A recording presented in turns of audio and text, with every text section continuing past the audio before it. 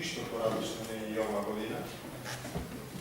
Именно програмата е реализирана со 72%, односно 162 милиони предвидени дека ќе се реализираат. Реализирани се буквално 117 милиони дена. Меѓутоа, имајќи во предвид како меѓувременен ребаланс, вистинскиот процент на реализација на програмата која што донесовме на крајот на 2013 година се однесуваше за 2014 година, изнесува само 63%. За битола, оваа реализација на програма која ги вклучува, да се подсетим, изградбата и реконструкцијата на водоводните мрежи, канализацијата, улиците, патиштата, мостовите, капацитетите во енергетиката и надзорот на сите. Споменати активности е одбрана на катастрофа.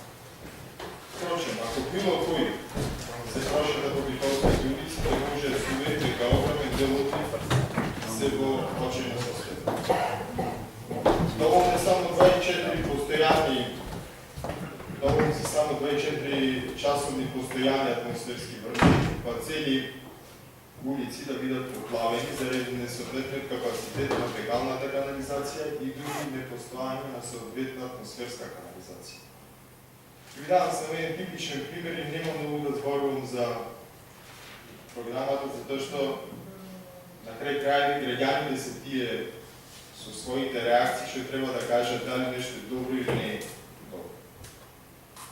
Типичен пример е левиот крак на улицата Мугос, во делот Меѓуструшка.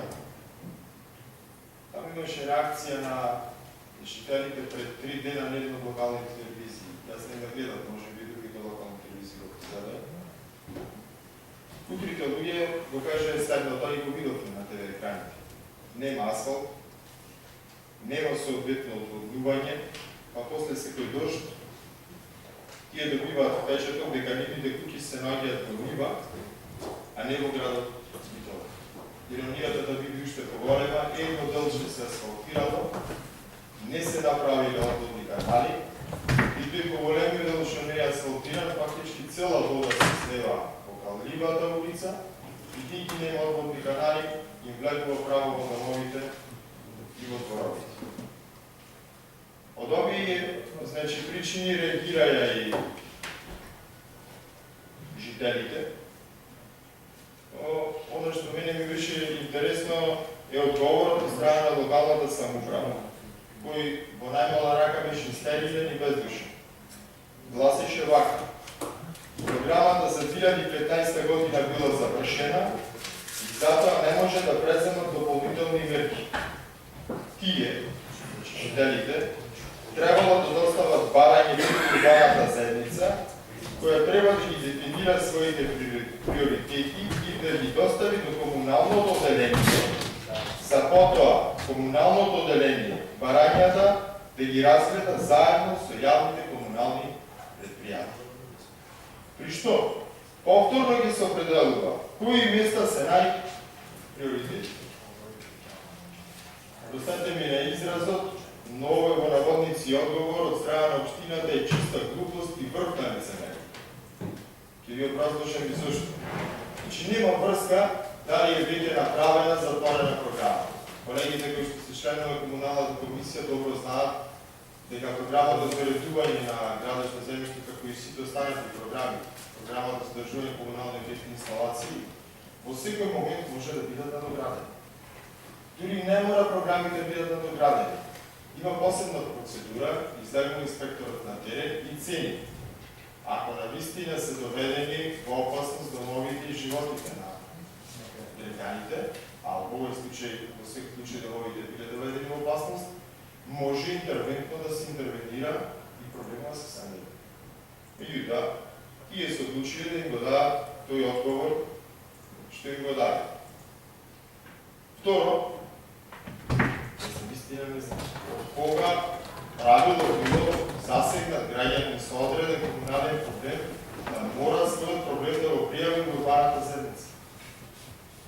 Ние на Комисијата за комунални дейности секоја недела, секој две недели кои ги држиме комисии и разгледуваме барањата, добиваме барање од сите физички лица, правни каплица, урбани заедници, секој има право да поднесе соодветно барање за белешка, група граѓани со петиции и така натаму и така натаму.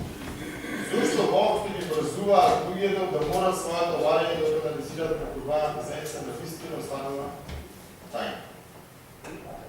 Трето, приоритетите кои што се споменуваат за реконструкција и изградба, согласно со програмата за уредување на градежно земјиште, ги утврдува Комисијата за комунална дејност, градоначалникот, Поделението за комунална дејност, во соработа со градните комунални предпријатија.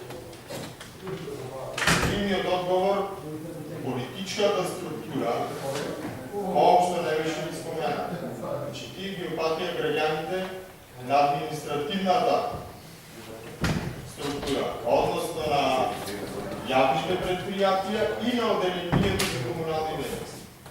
Зошто сме ние советници? И зашто избораме градоначалник? А најмногу заради тоа да ги лоцира проблемите на граѓаните, да ги лоцираме проблемите на граѓаните сите заедно и ние да ги утврдуваме приоритети.